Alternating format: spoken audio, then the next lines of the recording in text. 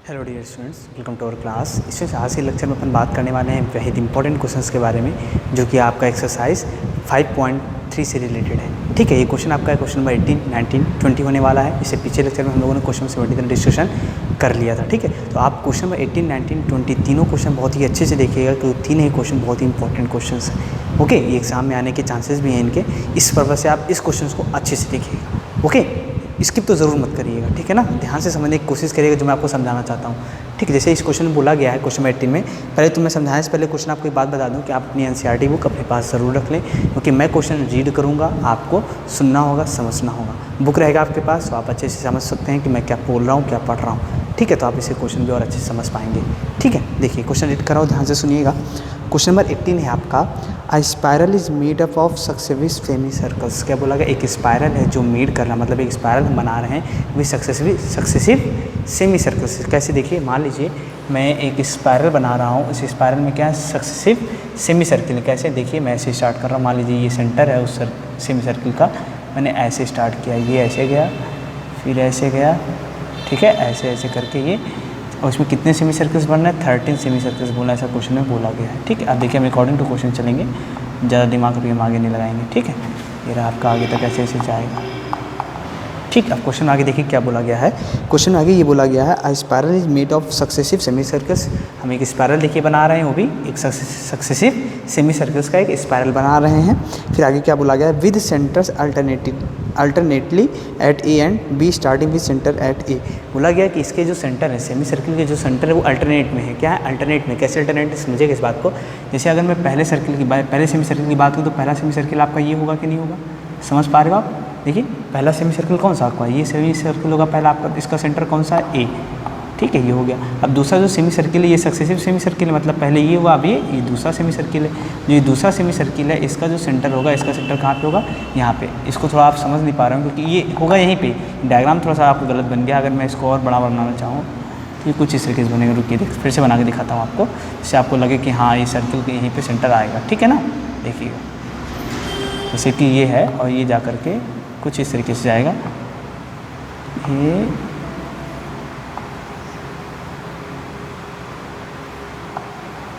ऐसे जाएगा। ठीक है, तो इसका सेंटर यहाँ पे आएगा। ठीक है, फिर ये ऐसे जाएगा और ऐसे जा करके फिर से ये ऐसे जाएगा। ठीक है ना, समझ गए ना आप? अब आपको समझ में आ रहा होगा कि कैसे इसका सेमी सर्किल का जो सेंटर वो कैसे मिल रहा है आपको। ठीक है, देखिए, तो पहला जो सेंटर सेमी सर्किल है, ये आपका पहला सेमी सर्किल है। इस सेमी सर्किल का जो सेंटर है ये है। अब जो दूसरा सेमी सर्किल बना आपका, वो दूसरा सेमी सर्किल है, इसका सेंटर कहाँ पे होगा? ये हो गया बी। अब आप देखोगे कि यही दोनों सेमी सर्किल, जो ये सर्किल सेंटर आप देख रहे हो, ए और बी, यही सेंटर्स आते जाएंगे। जैसे पहले सेमी सर्किल का सेंटर ये रहा, दूसरे सेमी सर्किल का सेंटर ये रहा, ऐसे जो तीसरा बना ये वाला, इसका सेमी सर्किल का सेंटर ये रहा। अगेन जो चौथा बना आपका ये, इसका सेमी सर्किल का सेंटर ये रहा। ठीक है ना, आप देख रहे हो अल्टरनेट चल रहा है, पहले ये, फिर ये, पहले फिर ये, फिर ये, फिर ये, फिर ये, ऐसे चल रहा है। ठीक, क्वेश्चन में बोला गया कि इनके जो सेमी सर्किल के जो सेंटर्स हैं वो अल्टरनेट में है। पहले ए है तो बी है, फिर बी है तो ए है, ए है तो बी है। और जो पहला सेंटर है, पहला जो फर्स्ट सेंटर वो क्या है? ए है। और जिसकी वैल्यू दी गई है वो क्या दी गई है? समझिएगा, बोला गया जो फर्स्ट रेडियस दी गई है आपको R1 दिया गया, R1 की वैल्यू कितनी दी गई है आपको? 0.5 दे दी गई है। सेकेंड रेडियस यानी R2 कितना दे दिया गया आपको? 1.0। एंड थर्ड रेडियस यानी R3 कितना दे दिया गया आपको? 1.5 सेंटीमीटर में दिए गए हैं। सब किस में दिए गए हैं? सेंटीमीटर में दिए गए हैं। ऐसे ही R4 कितना दे दिया गया आपको? 2.0 सेंटीमीटर दे दिया गया। ठीक है, क्वेश्चन समझने की कोशिश करिएगा।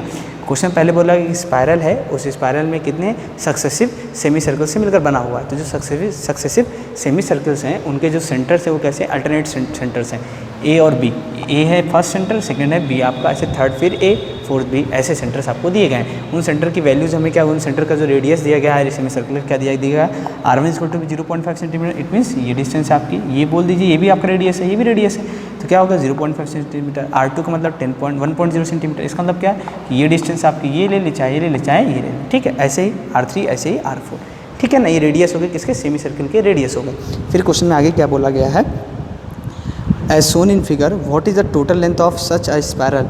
What is the total length of such a spiral made up of 13 consecutive semi circles? उसने बोला कि आप हमें क्या करिए, इस स्पायरल की लेंथ बताइए। जो स्पायरल बन रही है कॉन्सिक्यूटिव सेमी सर्किल से, 13 कॉन्सिक्यूटिव सेमी सर्किल से मिलकर एक स्पायरल जो बन रही है आपकी, उस स्पायरल की आप मुझे लेंथ बताइए। क्वेश्चन समझ में आया क्या कहा गया ये कि कॉन्सिक्यूटिव सेमी सर्कल्स, जैसे ये फिर ये फिर ये फिर ये, ऐसे ही 13 क्या बन रहे हैं आपके सेमी सर्कल्स बन रहे हैं, consecutive semi circle 13 consecutive semi circle से मिलकर के आपका एक स्पायरल बन रहा है। जो स्पायरल बन रहा है आपका, उसकी आपको लेंथ बतानी है। क्या बतानी है?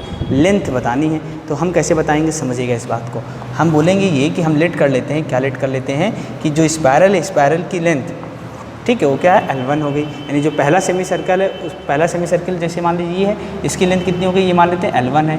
दूसरे वाले की L2, फिर ये क्या मान लेते हैं L3, फिर L4, ऐसे हम सबकी मान ले रहे हैं। फिर क्या करेंगे, जब ऐसे 13 सेमी सर्कल्स है तो हम 13 लेंथ ले लेंगे, L1, L2, L3, L4, L5, dash L13 ऐसे ले लेंगे। फिर इनका हम सम फाइंड आउट कर लेंगे। क्यों? क्योंकि हमें ये पता है कि अगर हम इन सबको जब ऐड कर लेंगे, ये लेंथ देखिए, ये लेंथ प्लस ये लेंथ प्लस ये लेंथ प्लस ये लेंथ, जब ये सब लेंथ्स को ऐड कर लेंगे 13 लेंथ्स को, तो जो लेंथ की पूरी सम की वैल्यू आएगी वो आपकी स्पायरल की लेंथ हो जाएगी। क्योंकि जो आपका स्पायरल बन रहा है वो आपका 13 कॉन्सिक्यूटिव सेमी सर्कल से मिलकर बन रहा है। इसलिए हम क्या करेंगे, इनके लेंथ का सम फाइंड आउट करेंगे और इस तरीके से हमें क्या मिल जाएगा, क्या मिल जाएगा, हाँ, स्पायरल का लेंथ मिल जाएगा। बट इंपॉर्टेंट ये है कि हम इसकी लेंथ की वैल्यू कैसे फाइंड आउट करेंगे, हमें सबको पता है। जैसे अगर मैं आपसे पूछूं सर्किल का सर्कमफेरेंस क्या होता है, किसी भी सर्किल का सर्कमफेरेंस की वैल्यू होती है 2πr। क्या होती है? 2πr। और जो सर्कमफेरेंस की वैल्यू होती है वही आपकी क्या होती है, लेंथ होती है। क्या होती है? लेंथ होती है। किसकी लेंथ होती है? उस सर्किल की, जिस वायर से, जैसे मान लीजिए किसी एक वायर से मैंने ये सर्किल ड्रॉ किया, किसी एक वायर से मैंने सर्किल ड्रॉ किया, इस पॉइंट से स्टार्ट किया तो इस पॉइंट पर आकर एंड करता है। तो यहाँ से यहाँ तक की जो स्पायरल, मतलब जो मैंने लेंथ ली वायर की, वो कितनी ले ली, 2πr ले ली। अगर इस सर्किल का रेडियस r है तो, ठीक है, तो ये लेंथ कितनी हो गई इस वायर की, 2πr लेंथ हो गई। ऐसे ही आपका ये सेमी सर्किल है, ये सर्किल है, ये सेमी सर्किल है, तो इसका आधा हो जाएगा, इसका कितना हो जाएगा, हाफ हो जाएगा, यानी कि πr हो जाएगा। बात समझ में मेरी बात आ रही है आपको? मैं क्या बोलना चाह रहा हूँ, मैं ये बोलना चाह रहा हूँ, अगर सेमी सर्किल की अगर मैं आपसे लेंथ पूछूँ तो सेमी सर्किल लेंथ क्या हो जाएगी आपकी, πr हो जाएगी। तो बोलेंगे यहाँ पर length of a semi circle is πr। ठीक है, अगर ऐसा है तो समझिएगा आप, मैंने बोला, मैंने लेट किया, लेट क्या L1 लेंथ क्या है, late length of semi circle, length of semi circles is r, क्या हो जाएगा, L1, L2, L3, L4, dash L13। कितने हो जाएंगे, 30 तक हो जाएंगे। क्यों 30 तक हो जाएंगे? क्योंकि यहाँ पर जो हमें सेमी सर्कल्स दिए गए 30 सेमी सर्कल्स दिए गए, ठीक है। तो यहाँ से हमें जो AP क्रिएट होगी, वो AP क्या क्रिएट होगी, एक सीक्वेंस क्रिएट होगी। सीक्वेंस क्या होगी, जैसे मैं बात करूँ अगर L1 की वैल्यू क्या हो जाएगी, πr1 हो जाएगी। क्यों? क्योंकि अगर आपके पास ये सेमी सर्किल है और इस सेमी सर्किल का रेडियस कितना होगा, r1 हमने माना। देखिए इस सेमी सर्किल का रेडियस मैंने क्या माना, r1 पहला जो सेमी सर्किल, दूसरा सेमी सर्किल का रेडियस r2, तीसरा r3, r4, ऐसे ही डैश r13 मैंने मान लिया। और r13 की वैल्यू क्या है हमें नहीं पता, ठीक है ना। r13 की रेडियस क्या हमें ये मालूम नहीं है, ठीक है ना। तो हम मान लेते हैं कि इसमें कितने, इसका क्या है, r13 की वैल्यू किसी, ये nth है। जो रेडियस है 13 रेडियस है, मतलब जो रेडियस 13 है, यानी जो 13 सेमी सर्किल है उसकी जो रेडियस है वो क्या है हमें नहीं मालूम, हमने क्या मान लिया, वो n है। तो n क्या, अभी हम बताएंगे इसको क्या मानते हैं। पहले सबसे पहली चीज़ ये कि L1 इक्वल टू क्या हो गया, L1 इक्वल टू आपके पास हो गया πr1 हो गया। इसी तरीके से L2 क्या हो जाएगा आपके पास, πr2 हो जाएगा। L3 क्या हो जाएगा आपके पास, πr3 हो जाएगा, ठीक है। इसी तरीके से L4 क्या हो जाएगा आपके पास, πr4 हो जाएगा। ऐसे में अगर आपसे पूछ बैठूँ L13, तो L13 क्या हो जाएगा आपके पास, πr13 हो जाएगा। बात समझ में आ गया आप सभी कितनी। मैंने क्वेश्चन कुछ भी नहीं किया, मैंने पहले क्वेश्चन को आपको पूरा समझाया, क्या समझाया, क्वेश्चन में बोला क्या गया है, फिर उसी अकॉर्डिंग हमने क्या बोला कि हमें इसमें क्या करना है, जो स्पायरल बन रहा है 13 कॉन्सिक्यूटिव सेमी सर्किल से बन करके उसकी लेंथ फाइंड आउट करनी। तो मैंने बोला हर एक सेमी सर्किल की लेंथ पहले हम निकाल लेते हैं। तो हर एक सेमी सर्किल की लेंथ क्या हो जाएगी, इसकी L1 लेंथ होगी, L2, L3, L1 की वैल्यू πr1, क्योंकि हमने माना कि पहले सेमी सर्किल रेडियस r1 है, इसलिए L1 equal to πr1, L2 equal to πr2, L3 equal to πr3, L4 equal to πr4। ऐसे ही L13 की वैल्यू कितनी हो जाएगी, πr13 हो जाएगी। अब देखिए यहाँ पे जो r1 की वैल्यू है आपके पास, r1 की वैल्यू कितनी है, 0.5 है। तो इसको अपन क्या लिख सकते हैं, मैंने लिखा 0.5, मैंने लिख दिया इसको, क्या लिख दिया, π/2, क्या लिख दिया मैंने इसको, π/2। क्यों? क्योंकि जब अगर 2 से आप इसको डिवाइड करोगे तो आपको मिलेगा 0.5 पाई। ऐसे ही अगर मैं इसको लिखना चाहूँ, r2 की वैल्यू कितनी है, 1 है, तो इसको मैं लिखना चाहता हूँ 2 इंटू में π/2 लिख सकता हूँ कि नहीं, बिल्कुल लिख सकता हूँ। वैसे ही मैं इसको लिखना चाहूँ तो इसको मैं क्या लिख सकता हूँ, 3 π/3। सही है कि नहीं, गलत है। देखिए ये हो गया 1 2 3। अब मैं इसको लिखना चाहता हूँ क्या, पाई R3। देखिए R3 की वैल्यू कितनी है, R3 की वैल्यू 1.5 है, R3 की वैल्यू कितनी है 1.5 है, तो ये कितना आएगा यहाँ पर होगा π/2 इंटू में 3। अब आप समझ गए होंगे आपके सीक्वेंस कैसे बन रही। देखिए ये π/2 इधर आ रहा है, इधर 1 2 3, तो यहाँ पे 4 हो जाएगा, यहाँ पर भी π/2 हो जाएगा। ऐसे ही अगर मैं R13 की बात करूँ तो यहाँ जाएगा 13 π/2। समझ में बात आ गई आप सभी को इतनी। देखिए मैंने ऐसे क्यों बनाया, आप चाहते तो आप R की वैल्यू डायरेक्टली पुट कर सकते थे, पाई 0.5 पाई जो फिर 1 पाई, फिर क्या था आपके पास 1.5 पाई, फिर आता आपके पास 2 पाई। तो इस तरीके से आपको पाई R13 की वैल्यू निकालने में थोड़ा प्रॉब्लम क्रिएट हो सकती थी, बट ऐसे करने से थोड़ा इजी वे में हो गया, क्योंकि आप जैसे करोगे, जैसे R13 का मतलब देखिए R4 की वैल्यू 2 है, तो R13 की वैल्यू तो आपको पता होनी चाहिए ना, तो उसके निकालने के लिए हमने ये मेथड अप्लाई कर लिया। इस तरीके से हमें L13 की वैल्यू मिल गई, यानी L13 यानी कि जो 13वां आपका जो 30th सेमी सर्किल होगा उसकी जो रेडियस होगी वो 13 इंटू में π/2 होगी। सॉरी ये लेंथ होगी उसकी, किसकी लेंथ होगी 30th सेमी सर्किल की जो लेंथ होगी वो 30 इंटू में π/2 होगी। मेरी बात समझ में आ गई आप सभी को इतनी। चलिए अब इसी के बेसिस पे यहाँ पे देखिए आपको मैंने एक सीक्वेंस बना दी। अब मुझे क्या फाइंड आउट करना है, मुझे फाइंड आउट करना है कि total length of semi circle, जो सेमी सर्किल आपके बन रहे हैं 13 सेमी सर्किल बने, तो इन 13 सेमी सर्किल का मैं क्या करना चाहता हूँ, लेंथ फाइंड आउट करना चाहता हूँ, टोटल लेंथ। क्योंकि जब टोटल लेंथ मिलेगी सेमी सर्किल्स की, वही आपकी क्या हो जाएगी, लेंथ ऑफ क्या हो जाएगी, लेंथ ऑफ स्पायरल हो जाएगा। तो बोलेंगे यहाँ पर मैं बोल रहा हूँ एक line, total length of semi circles, क्या होगा, total length of semi circle is equal to में क्या हो जाएगा, L1 plus L2 plus L3 plus L4 plus dash dash dash plus L13 हो जाएगा। है कि नहीं, होगा ना, बिल्कुल सही बात है। अब देखिए फिर यहाँ से क्या होने वाला है, L1 की वैल्यू आपके पास है π/2, L1 की वैल्यू कितनी है π/2, L2 की वैल्यू कितनी है 2 इंटू में π/2 है, ठीक है, प्लस L3 की वैल्यू कितनी हो जाएगी 3 इंटू में π/2, 3 इंटू में π/2। ऐसे ही L4 की वैल्यू कितनी हो जाएगी 4 इंटू में π/2। अब देखिए मैंने जब इसको इस तरीके से लिख दिया, क्वेश्चन हमारा बहुत ईजी हो गया। L13 की वैल्यू कितनी हो जाएगी 13 इंटू में π/2 हो जाएगी, ठीक है ना, इस तरीके से हो गया। अब देखिए इसमें से यहाँ भी π/2, यहाँ भी π/2, यहाँ, इसमें से क्या कॉमन हो गया, आपका π/2 कॉमन हो गया। जब आप इसमें से π/2 कॉमन ले लोगे, ब्रैकेट के अंदर बचेगा 1 plus 2 plus 3 plus 4 plus dash dash plus का 13 यहाँ पर बचा रह जाएगा, ठीक है। तो आपने क्या देखा कि आपको कुछ इस तरीके से मिल गया। अब मुझे इसको सॉल्व करना है। इसको सॉल्व कैसे करेंगे, देखिए इज इक्वल टू में अब मुझे इसका सम फाइंड आउट करना है, क्या, क्योंकि इसका सम, इसको सभी को क्या करना है 1 से लेकर 13 तक सभी नंबर्स को ऐड करना है। तो यहाँ पर हम सम का फॉर्मूला लगाएंगे। सम का फॉर्मूला क्या होता है, Sn is equal to n/2 2a plus n-1 into d होता है। बट यहाँ पर तो हमें फर्स्ट टर्म भी पता है और लास्ट टर्म भी पता है, तो अपन यहाँ पे क्यों ना फर्स्ट टर्म और लास्ट टर्म वाला फॉर्मूला लगा दे। और फर्स्ट टर्म लास्ट टर्म वाला फॉर्मूला क्या होता है, Sn इज इक्वल टू में n/2 a प्लस l होता है। और यहाँ पर अगर मैं देखूँ कि आपका यहाँ से फर्स्ट टर्म कितना है, फर्स्ट टर्म आपके पास कितना है 1 है, फर्स्ट टर्म कितना है यहाँ पर a इज इक्वल टू आपको 1 मिल रहा है और लास्ट टर्म कितना मिल रहा है आपको 13 मिल रहा है। तो जब लगाएंगे आप सम का फॉर्मूला, देखिए मैं अभी इसको यहाँ से अप्लाई कर रहा हूँ, क्या कर रहा हूँ π/2 है, ठीक है, Sn की फॉर्मूला लगा रहा हूँ। n की वैल्यू कितनी यहाँ पर है 13 है, क्योंकि टोटल नंबर ऑफ टर्म्स कितने इसमें 13, यहाँ लिख दे रहा हूँ n इक्वल टू कितना है 13, क्योंकि यहाँ पे 13 सेमी सर्कल्स बन रहे हैं, ठीक है। तो लेंथ भी 13 सेमी सर्कल्स कम लेंगे, तो L1 से लेकर के L30 तक, यानी n की वैल्यू कितनी है 13 है, तो यहाँ लिखेंगे 13/2 a मतलब 1 प्लस l की वैल्यू कितनी है 13 है, ठीक है। l की वैल्यू कितनी दी गई है आपको 13 दी गई है, ठीक है। देखिए तो यहाँ से हो जाएगा आपके पास कितना, यहाँ से इधर देखिए, यहाँ हो जाएगा आपके पास π/2 13/2 और इंटू में 14 हो जाएगा, ठीक है। 2 7 जब 14 हो गया तो यहाँ हो जाएगा π/2 इंटू में हो जाएगा 91, ठीक है। अब देखिए मैं इसको लिख रहा हूँ, क्या लिख रहा हूँ π/2, पाई की वैल्यू डाल रहा हूँ 22/7 इंटू में 91 डिवाइडेड बाई 2, 2 1 जा 2, 2 1 जा 2, 7 1 जा 7, 7 3 जा 20, ठीक है। यहाँ से हो गया 13 1 जा 13 का 3 करिए 1, 13 1 जा 13 और 1 14, यानी 143 मिल गया आपको sum of total length of semi circles. क्या मिल गया आपको, total length of semi circle क्या मिल गया आपको 143, यानी कि हमें क्या फाइंड आउट करना था क्वेश्चन में, what is the total length of the such spiral made up of 13 consecutive semi circles. तो यहाँ लिखेंगे total, hence total length of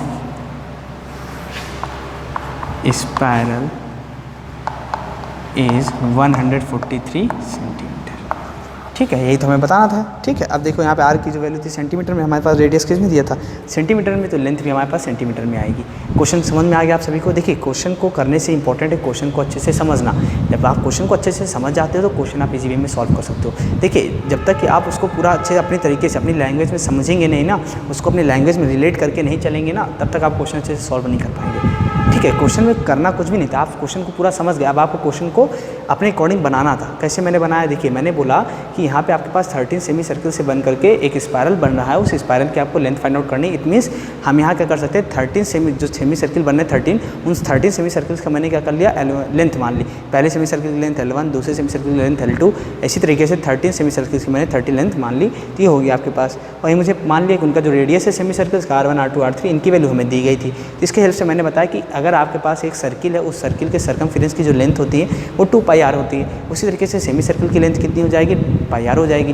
तो मैंने बोला कि अगर πr तो लेंथ सेमी सर्किल की, अगर लेंथ पहली सेमी सर्किल की लेंथ L1 है तो उसकी वैल्यू πr1, L2 की πr2, ऐसे बनाया। फिर मैंने πr1 πr2 वैल्यू निकाल दी। बस थोड़ा सा दिमाग मैंने यहाँ पे ये लगाया कि R1 की वैल्यू 0.5 है, तो मैंने 0.5 को मैंने फ्रैक्शन के फॉर्म में कन्वर्ट कर दिया। 1 सेंटीमीटर को फ्रैक्शन के फॉर्म में कन्वर्ट कर दिया, क्योंकि 2 से 2 जब आप कैंसिल आउट करोगे तो आपके पास पाई ही मिलेगा। लेकिन मैंने इसलिए इसको फॉर्म में कन्वर्ट किया जिससे कि आपका कैलकुलेशन इजी वे में हो जाए और आप चीज़ों को अच्छे से समझ सको, क्वेश्चन इजी वे में आपका सॉल्व हो जाए। ठीक है, तो क्वेश्चन नंबर 18 आपका बेहद इंपॉर्टेंट क्वेश्चन है, इसको अच्छे से आप नोट डाउन कर लीजिएगा। ठीक है, और एक बार इसकी ज़रूर से ज़रूर प्रैक्टिस ज़रूर कर लीजिए। ठीक है, चलिए तो अब हम बात करते हैं क्वेश्चन नंबर 19 पर। ठीक है, तो स्टूडेंट्स जैसा कि मैंने आपको बताया कि आपका जो नेक्स्ट इंपॉर्टेंट क्वेश्चन है वो क्वेश्चन नंबर 19 है। क्या है क्वेश्चन, ध्यान से सुनिएगा। आपके पास आपकी बुक एनसीईआरटी की रखी हुई है, मैं रीड कर रहा हूँ, आप ध्यान से उसमें देखिएगा, सुनिए। क्वेश्चन नंबर 30 में ये बोला गया है आपको, सॉरी क्वेश्चन 19 में क्या कि 200 logs are stacked in the following manner. आपके एनसीईआरटी बुक में जो क्वेश्चन नंबर 19 उसका आपको फिगर दिया गया, फिगर में देखिए उसमें बोला गया है क्या कि 200 logs are stacked in the following manner. 200 लॉग्स मतलब होता है लट्ठा, लॉग्स मतलब क्या होता है, लट्ठा। 200 लट्ठे हैं जिनको हम इस तरीके से, देखिए जिस हिसाब से एग्जाम में उसमें फिगर में आपको दिखाया गया है। ठीक है, उस फिगर में देखिए आपको दिखाया गया है कि किस प्रकार से 200 लट्ठे रखे गए हैं। ये 200 लट्ठे रखे नहीं गए, लट्ठों के रखने की एक वो दिखाई गई आपको, स्टैक दिखाया गया, किस स्टैक से किस तरीके से 200 लट्ठे को हमें रखना है। ठीक है ना, तो बोला गया 200 logs are stacked in the following manner. इस तरीके से हम 200 लट्ठों को रखेंगे। फिर क्या बोला गया, 20 logs in the bottom row. जो सबसे बॉटम वाली रो, यहाँ 3 रो दी, 3 रोज दी हुई हैं। जो सबसे बॉटम वाली रो है उस रो में आपको 20 लॉग्स दिए रखे गए। कितने लॉग्स रखे गए, 20 लॉग्स यानी 20 लट्ठे रखे गए हैं। फिर क्या बोला गया, 19 इन द नेक्स्ट रो, और उसके ऊपर वाली जो रो है उसमें आपके 19 लट्ठे हैं। उसके ऊपर वाली जो रो है उसमें 18 लट्ठे रखे गए हैं। फिर क्या बोला गया, next to it and so on, ऐसे ऐसे करके धीरे, जैसे पहली रो में आपके पास 20 लट्ठे हैं, दूसरी रो में आपका 19 लॉग्स हैं, थर्ड रो में आपके पास 18 लॉग्स हैं। तो ऐसे करके 5th 4th 6th 7th 8th कितने रो में 200 लॉग्स रखे जा सकेंगे, ये आप हमें बताइए। ऐसा क्वेश्चन में बोला गया। देखिए मैं रीड कर रहा हूँ, in how many rows are the 200 logs place and how many logs are in the top row. Question कह रहा है कि अगर आपको 200 लॉग्स जिस हिसाब से फिगर में दिखाया गया है, फिगर के अकॉर्डिंग अपन हमें रखना हो 200 लॉग्स इसी मैनर में से, फर्स्ट रो में 20, सेकंड रो में 90, थर्ड रो में 18, ऐसी तरीके फोर्थ रो में 17 होंगे। ऐसे कर करके अगर हमें लट्ठे रखने हो तो हम कितने रो में 200 लट्ठों को रख सकते हैं, ये हमें बताना है। और जो आपका सबसे टॉप वाला रो होगा, जिसमें आपका 200 लॉग्स कंप्लीट हो जाएंगे, उस रो में कितने लॉग्स होंगे ये आपको बताना है। ठीक है, आई होप, मुझे जहाँ तक लगता है कि आपको क्वेश्चन समझ में आ गया होगा। क्वेश्चन में करना क्या, देखिए क्वेश्चन में जो दिया गया है फिगर वो मैं आपको दिखा देता हूँ। देखिए ऐसे आपको ये लॉग्स रखेंगे, मैं लॉग्स को सिर्फ पहला पार्ट बना रहा हूँ सामने वाला। ठीक है, ये आपको 20 लॉग्स ऐसे रखे गए हैं। ठीक है, 1 2 3 4 5 6 7 8 9 10 11 12 13 14 15 16 17 18 19 20। ठीक है, फिर उसके बाद 19 लॉग्स हैं, 1 2 3 4 5 6 7 8 9 11 12 13 14। देख रहे हैं ना आप कैसे बनना। ठीक है, काउंट कर लीजिएगा, वैसे 19 है। ठीक है, मैं आपको बस एग्जांपल दिखा रहा हूँ कैसे आपके लट्ठे एग्जाम में, आपकी बुक्स में, आपके जो बुक्स में फिगर बना हुआ उसमें कैसे 3 रो दिए हुए और 3 रो में आपके लट्ठे रखे गए हुए हैं। ठीक है, बुक्स में कैसे लट्ठे रखे गए, इस तरीके से आपके रखे गए हैं। ठीक है, मान लीजिए, पता नहीं मैं काउंट नहीं किया हूँ, बट देख लीजिए इसमें कितने 18, इसमें कितने हैं 19, इसमें कितने लॉग्स हैं 18 लॉग्स हैं, इसमें 19 लॉग्स हैं और इसमें आपके 20 लॉग्स रखे गए हैं। ठीक है, और ये आपकी क्या है, ये आपकी फर्स्ट रो है, एक ऐसी रो है, ये आपकी फर्स्ट रो मतलब R1 है, ये आपका सेकंड रो है यानी R2 है, ये आपका थर्ड रो यानी कि R3 है। ऐसे ही फर्स्ट रो में अगर 20 लॉक्स है, सेकंड रो में 19 लॉक्स है, थर्ड रो में 18 लॉक्स है, ऐसे कितने रो में 200 लॉक्स को हम प्लेस कर सकते हैं। तो हम मानेंगे लेट nth रोज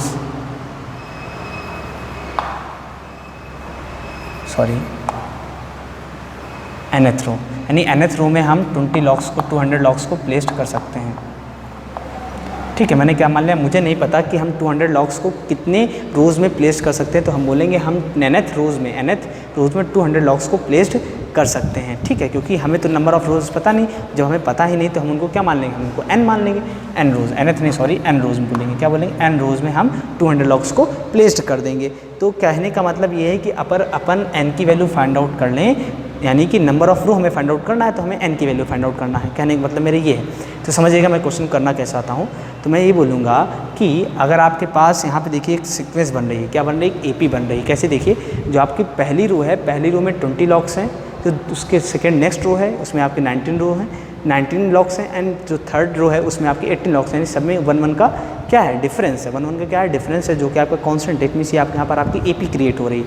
कैसे देखिए, पहले रो में रो 1 में आपके पास जो है, यहाँ ऐसे लिखता हूँ, देखिए 20, 19, 18, डैश डैश डैश। ठीक है, हमें यहाँ पर 200 लॉक्स कंप्लीट करने हैं। लास्ट में कौन सा कितने रो होंगे, कितने लॉक्स होंगे ये हमें नहीं पता, बट ये आपका R1 फर्स्ट रो में होगा, ये आपका सेकंड रो होगा, ये आपका थर्ड रो होगा। ऐसे ही यहाँ पे जो लास्ट होगा वो आपका n रो होगा। ठीक है, वो हमने मान लिया। ठीक है, तो हमें n की वैल्यू फाइंड आउट करनी है। तो हम बोलेंगे कि जो आपको ये लॉक्स दिए गए हैं, अगर हम इन लॉक्स का सम फाइंड आउट कर लें, इन लॉक्स का सम अगर हम फाइंड आउट करें, क्योंकि हम सम के फॉर्मूले से इसकी n की वैल्यू फाइंड आउट कर सकते हैं। कैसे देखिए, हम लगाएं कि यहाँ पर फॉर्मूला लगाएंगे SN = में n/2 2a + n-1 × में d। हम ये वाला फॉर्मूला क्यों लगा रहे हैं समझिएगा, क्योंकि अगर मैं आपसे पूछूं, मुझे ये बताइए कि यहाँ पर जो ये 20, 19, 18 ये सभी क्या दिए गए हैं, लॉक्स दिए गए हैं। क्या दिए गए हैं, लॉक्स की क्वांटिटी दी गई, और टोटल क्वांटिटी लॉक्स की कितनी है, 200 है। इट मीन्स हमें SN = 200 दिया गया है, SN = 200, यानी कि इसमें नंबर ऑफ टर्म्स कितने हैं हमें नहीं पता। हमें यहाँ पर जितना पता है सिर्फ इसमें n रो हैं। कितने रो हैं, n रो। फर्स्ट रो में 20 लॉक्स हैं, सेकंड रो में 19, थर्ड रो में 18, ऐसे n रो में कितने लॉक्स होंगे मुझे नहीं पता, बट पता है कि इन लॉक्स का जो सम है वो टोटल कितना दिया गया है, 200 दिया गया है। ठीक है, फर्स्ट टर्म अगर इस रो से हम निकालें, इस सीक्वेंस अगर हम निकालें, तो फर्स्ट टर्म की वैल्यू कितनी दी गई है, 20, एंड कॉमन डिफरेंस आपके पास हो जाएगा 20 माइनस का 19, 19 माइनस 20 हो जाएगा, तो आपको मिल जाएगा -1। इस तरीके से फिर हम n की वैल्यू फाइंड आउट कर सकेंगे। जो n की वैल्यू आ जाएगी वही आपको क्या देगा, नंबर ऑफ रो देगा। वो क्या देगा, नंबर ऑफ रो देगा कि इतने रो में आपके 200 लॉक्स प्लेस्ड हो जाएंगे। ठीक है ना, समझिएगा। चलिए क्वेश्चन सॉल्व करते हैं। SN की वैल्यू दी गई आपको 200, n/2, 2 इंटू में फर्स्ट टर्म आपके पास है 20, प्लस n की वैल्यू कितनी दी है नहीं मालूम, n-1 कॉमन डिफरेंस -1 दिया गया है। तो यहाँ जब इसको सॉल्व करेंगे तो n/2, 2 2 40, प्लस माइनस का n और माइनस का +1 हो जाएगा। तो यहाँ से आपको मिल जाएगा कितना, देखिए 2 का इधर मल्टीप्लाई हो जाएगा तो हो जाएगा 400 = में आपको हो जाएगा 40n माइनस का n² और प्लस का n, तो हो जाएगा 41n माइनस का n²। ठीक है, अब इसके आगे का सोल्यूशन इधर देखते हैं हम। ठीक है, तो यहाँ से आपको देखिए मैं क्या बोल रहा हूँ, ये माइनस का n² है, 41n है, ये 400, इस माइनस के n² को अपन इधर ट्रांसफर कर देते हैं, 41 को n को इधर भी ट्रांसफर कर देते हैं। तो माइनस का जब उधर जाएगा तो प्लस का हो जाएगा, प्लस का 41 9 उधर जाएगा, तो माइनस का 41n हो जाएगा, माइनस का 41n हो जाएगा, यहाँ पे प्लस का 400 = में कितना हो जाएगा, 0।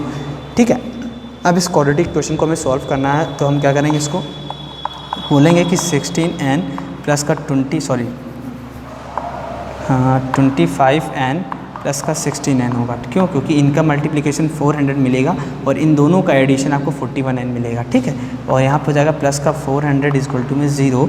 तो यहाँ से देखिए ब्रैकेट ओपन करेंगे तो माइनस का 25n माइनस प्लस माइनस का 16n और प्लस का 400 = में हो जाएगा 0। तो यहाँ से आपको n कॉमन मिलेगा तो n माइनस का 25 हो जाएगा, यहाँ माइनस का आप 16 कॉमन ले लेंगे तो n माइनस का 25 हो जाएगा = में 0। तो यहाँ से आपको मिलेगा n माइनस का 16, n माइनस का 25 = में 0 मिल जाएगा। क्यों, यहाँ देखिए n-25 है आपके पास, यहाँ n-25, यहाँ n-25, तो हमने n-25 कॉमन ले लिया तो हो गया आपके पास n माइनस का 16 × n-25 = में 0। ठीक है, तो यहाँ से आपके पास क्या मिला, जब अपन देखिए n-16 और n-25 इन दोनों का मल्टीप्लिकेशन 0 है, इन दोनों का मल्टीप्लिकेशन तभी 0 हो पाएगा जब दोनों में से कोई एक की वैल्यू क्या हो पाए, 0 हो सके। It means n-16 16 equal to भी हम 0 पुट करेंगे और n माइनस 25 इक्वल टू भी अपन 0 पुट करेंगे। तो यहाँ से n की वैल्यू आपको मिली 16, यहाँ से n की वैल्यू मिल गई आपको 25। अब देखिए एक साथ तो दो आंसर तो हमारे हो नहीं सकते, एक साथ दो आंसर तो हो नहीं सकते, इन दोनों में से कोई एक ही आंसर हमारा होगा। यानी n की वैल्यू या तो 16 होगी या फिर n की वैल्यू 25 होगी। यानी नंबर ऑफ रो या तो 16 होंगे या फिर 25 होंगे। बट इसमें से करेक्ट कौन सा होगा उसको चेक करना पड़ेगा, हमें क्या करना पड़ेगा, चेक करना पड़ेगा। ठीक है, कैसे चेक करेंगे समझिएगा, क्योंकि इस क्वेश्चन हमसे बोला गया है कि जो आपकी नंबर ऑफ रो मिलेंगे, यानी जो आपकी लास्ट रो मिलेगी उस रो में आपका 200 लॉक्स कंप्लीट हो जाएंगे। तो उस लास्ट रो में जो सबसे टॉप वाली रो होगी उस रो में कितने नंबर ऑफ लॉक्स होंगे ये आपको बताना है, ये भी आपको बताना है। तो हम कहेंगे कि ये तो बहुत सिंपल है, कैसे बता सकते हैं, देखिए हम बताएंगे इस तरीके से। देखिए कैसे बताएंगे, हम इस तरीके से बताएंगे, आपको समझिएगा मेरी बात को।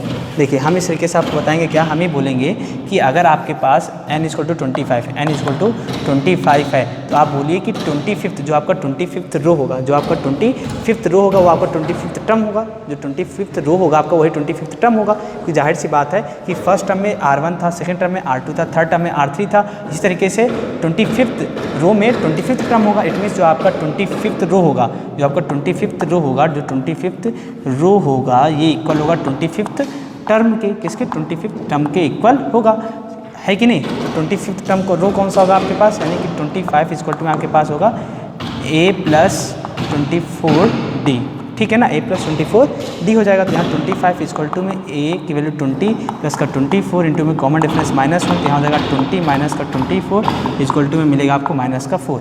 सॉरी ये आपका 25th रो है, ठीक है। तो यहाँ से आपको कितना मिलेगा, माइनस का 4 मिल गया, यानी n की वैल्यू आपको कितनी मिल गई, सॉरी n की वैल्यू बता रहे हैं, मतलब जो नंबर ऑफ लॉक्स मिल गया आपको कितना मिल गया, -4 मिल गया।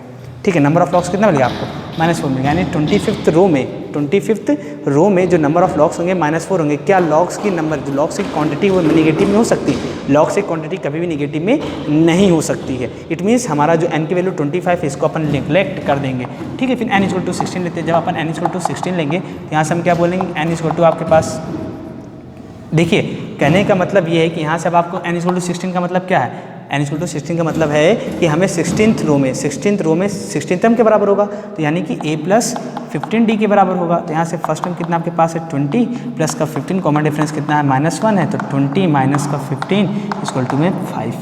यानी कि जो यहाँ पे नंबर ऑफ लॉक्स मिल गया आपको कितना मिल गया, 5 मिल गया। यानी कि जो 16th रो होगी, 16th रो में आपके नंबर ऑफ लॉक्स कितने होंगे, 5 होंगे, जो कि आपको पॉजिटिव क्वांटिटी मिली। इट मीन्स n की वैल्यू, यानी 16th रो में आपके पास जो क्वांटिटी होगी किसकी, लॉक्स की, वो कितनी होगी, 5 हो जाएगी। तो क्वेश्चन नंबर 19 आपको समझ में आ गया ना, कि आपको बताना था कितने रो में आपके 200 लॉक्स प्लेस्ड होंगे। तो हम बोलेंगे कि 16th रो में आपके 200 लॉक्स कंप्लीट हो जाएंगे, और 200 लॉक्स जो होंगे, ठीक है, ये जो सबसे टॉप रो होगी, सबसे टॉप रो कौन सी होगी, 16th रो होगी। तो 16th रो में जो लॉक्स की क्वांटिटी होगी, यानी नंबर ऑफ लॉक्स होंगे, वो कितने होंगे, 5 होंगे। ओके, इतनी चीज़ समझ में आ गई आपको। चलिए, तो आप इसे भी फटाफट नोट डाउन कर लीजिए, फिर हम बात करते हैं नेक्स्ट क्वेश्चन, क्वेश्चन नंबर 20, जो कि एक्सरसाइज 5.3 का लास्ट क्वेश्चन होने वाला है। ओके, चलिए तो स्टूडेंट्स अब हम बात करने वाले हैं नेक्स्ट क्वेश्चन के बारे में, क्वेश्चन नंबर 20, जो कि आज एक्सरसाइज 5.3 का लास्ट क्वेश्चन है। ओके, देखिए क्वेश्चन नंबर 20 भी आपका इंपॉर्टेंट क्वेश्चन, इसको ध्यान से समझिएगा, ठीक है। क्वेश्चन नंबर 20 का जो डायग्राम है वो मैंने बना दिया है, ठीक है। देख रहे हैं आप डायग्राम, देख रहे होंगे, आप एक आदमी लड़का खड़ा हुआ है जिसको दौड़ करके बकेट को तो क्या करना है, पोटैटोज को रखना है, ठीक है। क्वेश्चन क्या मैं रीड कर रहा हूँ, ध्यान से सुनिएगा, भी समझ में आ जाएगा पूरा क्वेश्चन, ठीक है। देखिए क्वेश्चन नंबर 20 ये है आपका कि इन अ पोटैटो रेस, एक ये आपकी क्या है, एक पोटैटो रेस, एक कौन सी रेस है, पोटैटो रेस। इससे पहले आपने नाम नहीं सुना होगा, लेकिन आज जान जाएगा, आपको पता चल जाएगा कि एक पोटैटो रेस भी होती है, ठीक है ना। हाँ, अब क्या बोला गया है, अब bucket is placed at the starting point, जो बकेट है वो आपका स्टार्टिंग पॉइंट पे रखा हुआ, कहाँ पर, यहाँ पर एक बकेट रखा हुआ है। फिर क्या बोला गया है उसके आगे, which is 5 meter from the first potato, जो कि जो बकेट है वो फर्स्ट पोटैटो से 5 मीटर की डिस्टेंस से रखा हुआ है। जो बकेट है वो फर्स्ट पोटैटो से, आपके क्या, पोटैटो 1, पोटैटो 2, पोटैटो 3, ये सभी जो आप सर्कल्स देख रहे हो ये आपके पोटैटो हैं, ठीक है। जो फर्स्ट पोटैटो वो बकेट से 5 मीटर की डिस्टेंस पे है। बाकी के जो अदर पोटैटोज हैं वो सभी बकेट से मतलब बकेट से क्या, बाकी की जो इससे जो फर्स्ट पोटैटो, इस फर्स्ट पोटैटो से 3 मीटर की डिस्टेंस पर, इससे ये 3 मीटर की डिस्टेंस पे, इससे ये 3 मीटर की डिस्टेंस पे, इससे ये 3 मीटर की डिस्टेंस पर, यानी 3 मीटर की डिस्टेंस पर रखे गए हैं। देखिए क्वेश्चन बोला गया है, क्या बोला गया है कि first which is 5 meter from the first potato and the other potatoes are place 3 meter apart in a straight line, एक स्ट्रेट लाइन में बाकी के सभी पोटैटोज 3 मीटर के पार्ट पर रखे गए हुए हैं। फिर क्या बोला गया, there are 10 potatoes in the line, यहाँ पे पोटैटोज कितने, नंबर ऑफ पोटैटोज कितने दिए गए हैं आपको, सबसे इंपॉर्टेंट बात है ये, number of potatoes equal to में 10, ठीक है, समझ में बात आ गया आपको। कितनी नंबर ऑफ पोटैटोज यहाँ पर कितने 10 हैं आपके। फिर क्या बोला गया क्वेश्चन में कि अ competitor starts from the bucket.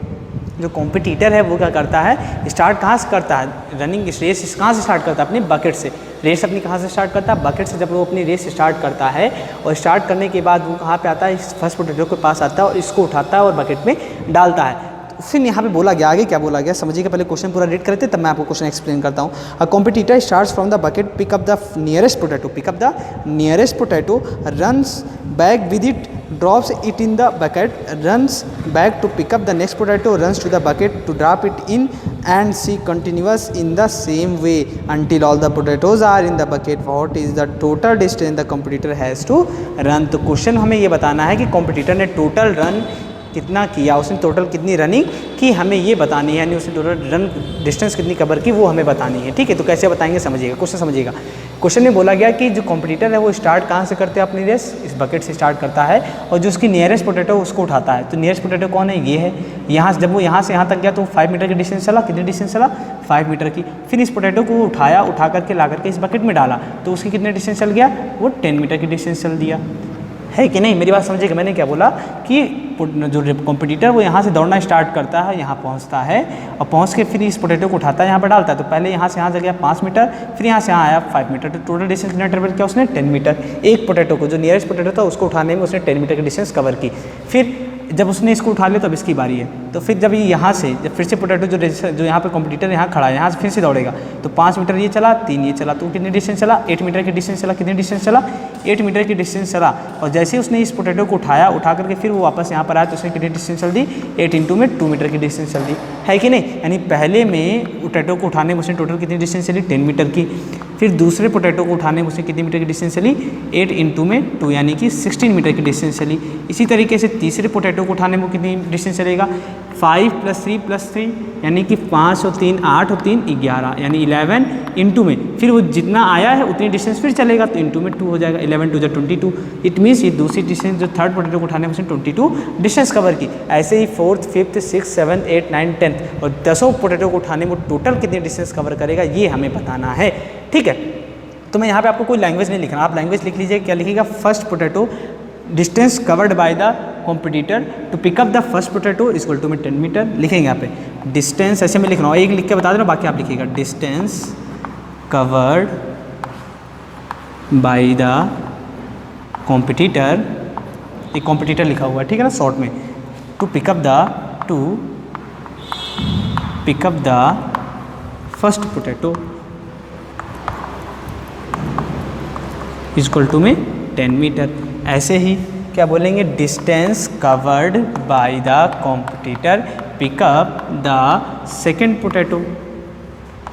ठीक है, क्या हो जाएगा 8 इंटू में 2 या फिर हम ऐसे भी लिख सकते हैं 2 इंटू में 5 + 3 लिख सकते हैं कि नहीं। क्यों 5 + 3 लिख सकते हैं, क्योंकि देखिए 5 + 3 और फिर जब 5 + 3 आया तो वापस जब हम यहाँ से यहाँ तो आए 5 + 3 हुआ, जब वापस यहाँ से आ जाएंगे तो फिर 5 + 3 यानी कि 2 टाइम्स ऑफ 5 + 3 यानी कि 2 इंटू में 10 2 इंटू में 8 यानी कि 2 इंटू में कितना हो जाएगा 8 हो जाएगा और 2 इंटू में 8 यानी कि 16 हो जाएगा। ठीक ऐसे ही थर्ड पोटैटो को उठाने में उसने कितना डिस्टेंस कवर किया 22। तो यहाँ से आप देख रहे होंगे आपकी एक सीक्वेंस बन रही, क्या सीक्वेंस बन रही देखिए, सीक्वेंस बन रही है 10, 16, 22, डैश डैश डैश।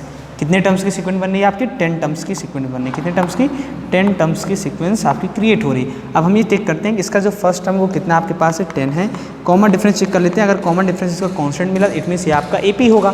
देखिए कितना हो जाएगा 16 माइनस का 10 यानी इक्वल टू मिलेगा आपको 6 और 22 माइनस का सेक्शन करेंगे तब भी आपको 6 ही मिलेगा। इट मीन्स ये आपका क्या है एपी है। जब एपी तो इसका फर्स्ट टर्म ये रहा, कॉमन डिफरेंस ये रहा और एन यानी नंबर ऑफ टर्म्स कितना यहाँ पर है आपके पास 10 है और आपको इसका सम फाइंड आउट करना है कि इसका इन डिस्टेंस जो डिस्टेंस है आपकी इन डिस्टेंस का सम फाइंड आउट करना है, यानी आपको 10 + 16 + 22 + डैश डैश ये फाइंड आउट करना है। क्यों, क्योंकि अगर आप इन डिस्टेंस का सम फाइंड आउट कर लोगे तो आपको टोटल डिस्टेंस पता चल जाएगी कि उस कॉम्पिटिटर ने टोटल डिस्टेंस कितनी कवर की इस सभी पोटैटोज को उठाने में। तो हम बोलेंगे क्या फॉर्मूला लगाएंगे, Sn = में n/2 2a + n-1 × d ये फॉर्मूला लगाएंगे। क्यों लगाएंगे, क्योंकि यहाँ पर हमें लास्ट टर्म पता नहीं है। तो यहाँ से हो जाएगा S10, क्यों, क्योंकि नंबर ऑफ टर्म्स कितने यहाँ पर हैं 10 है। ठीक है, तो यहाँ पर हो जाएगा 10/2 2 इंटू में फर्स्ट टर्म कितना आपके पास है 10 है प्लस का n-1 इंटू में कॉमन डिफरेंस कितना है 6 है। ठीक है, अब इसका आगे यहाँ सोल्यूशन देखिए तो S10 तो हमें पता नहीं है, हमें S10 फाइंड आउट करना है। तो 2 10 2 5 = 10 यहाँ हो जाएगा 5 2 10 = 20 प्लस का 6 एंड माइनस का 6 हो जाएगा। ठीक है, तो यहाँ पर कितना हो जाएगा 5 इंटू में 20 प्लस का यहाँ पर n की वैल्यू कितनी है, यहाँ n की वैल्यू 10 है। ठीक है, n की वैल्यू कितनी है 10 है। मेरी बात समझ पा रहे हैं ना, n की वैल्यू कितनी है, देखिए हमने यहाँ गलती कर दी, हमें n की वैल्यू पता थी, हमने n की वैल्यू नहीं रखी यहाँ पर, तो 10 है। ठीक है, 10 माइनस में कितना हो गया 9 इंटू में 6 हो जाएगा, यहाँ हो जाएगा 54। ठीक है, बात समझ में आ गई आप सभी कितनी। अब इसको ऐड कर लीजिए, तो यहाँ हो जाएगा 5 इंटू में, इसे जब ऐड करेंगे तो 74, जब मल्टीप्लाई करेंगे तो 5 4 जा 20, 5 7 जा 35 और 35 और 2 37, 370, यानी कि S10 कितना मिलेगा 370, यानी कि S10 इज इक्वल टू में 370 मीटर। यानी कि कहने का मतलब मेरे ये है कि जो कॉम्पिटिटर है वो कॉम्पिटिटर इन 10 पोटैटोज़ को पिकअप करने में और बकेट में रखने में जो उसने डिस्टेंस कवर की, वो टोटल डिस्टेंस कितनी कवर की, वो 370 मीटर की डिस्टेंस कवर की। इस क्वेश्चन में जो सबसे इंपॉर्टेंट पार्ट है वो कौन सा पार्ट है, आपको ये सीक्वेंस क्रिएट करना, आपको ये ध्यान रखना होगा कि वो जब यहाँ से स्टार्ट करता है रेस और यहाँ से यहाँ तक जाता है, फिर वापस वो यहाँ से यहाँ तक जाता है, टोटल डिस्टेंस 10 मीटर कवर की, फिर जब वो वापस यहाँ से यहाँ तक जाता है तो वो 8 लेता है, 8 कवर करता है, फिर वापस यहाँ तक जाता है तो उसने 16 कवर की, फिर यहाँ गया, फिर वापस आया, ऐसे करके आपको देख रहा होगा और आपकी एक सीक्वेंस बनेगी। उस सीक्वेंस को देखना होगा एपी में है कि नहीं, अगर एपी में तो उसका फर्स्ट टर्म कॉमन डिफरेंस और आपको नंबर ऑफ टर्म्स दिया, ये इसकी हेल्प से आप सम फाइंड आउट कर लेंगे तो आपका टोटल डिस्टेंस पता चलेगा उसने कितनी कवर की। तो इसी की तरीके से जैसे हमने क्वेश्चन नंबर 20 सॉल्व किया, ऐसे कि बाकी के और इंपॉर्टेंट क्वेश्चन है जो आपके एग्जाम के पॉइंट ऑफ व्यू से इंपॉर्टेंट है, तो आपको आपकी जो है रेफरेंस बुक है RS या RD जो भी आपकी रेफरेंस बुक है उसकी हेल्प से आप क्वेश्चंस को सॉल्व किया करिए, इससे आपको अच्छी प्रैक्टिस हो पाएगी। क्योंकि आपको एपी सीखनी है तो क्वेश्चंस की अच्छे से प्रैक्टिस करनी होगी, सिर्फ NCERT बुक के क्वेश्चंस लगा करके आपका भला नहीं होने वाला है। ठीक है, इससे आपको उसको सीख सकते हैं, आपको बेसिक नॉलेज मिल सकती है, आप चीज़ों को समझ सकते हैं, आपको एक ट्रैक मिल जाता है। आप NCERT बुक जब अपनी सॉल्व करते हैं ना तो आपको एक ट्रैक मिलता है, बट उस पर चलने के लिए, उस पर स्पीड पकड़ने के लिए आपको अपनी रेफरेंस बुक सॉल्व करनी पड़ेगी। अगर आप रेफरेंस बुक सॉल्व करते हैं समझ जाइए कि आपने अपनी एपी ही नहीं बाकी अदर चैप्टर्स जितने भी हम लोगों ने पढ़े हैं उन सभी पे आप अपना कमांड बना सकते हो, एग्जाम के पॉइंट ऑफ व्यू से आप अच्छे से अपनी प्रिपरेशन भी कर सकते हैं। ओके, तो चलिए आज के लेक्चर को यहीं पे एंड करते हैं और साथ ही साथ में एक्सरसाइज 5.3 को भी यहीं कंप्लीट करते हैं और बाकी का जो नेक्स्ट लेक्चर है आपका वो आपका एक्सरसाइज 5.4 से होगा रिलेटेड, और वो भी लास्ट लेक्चर होगा अरिथमेटिक प्रोग्रेशन का, कि आपका एक्सरसाइज 5.4 लास्ट एक्सरसाइज होगी किसकी, चैप्टर 5 की, जिसका नाम है अरिथमेटिक प्रोग्रेशन। तो आज के लेक्चर को यहीं पे एंड करते हैं। Thank you so much for watching this lecture students, good bye.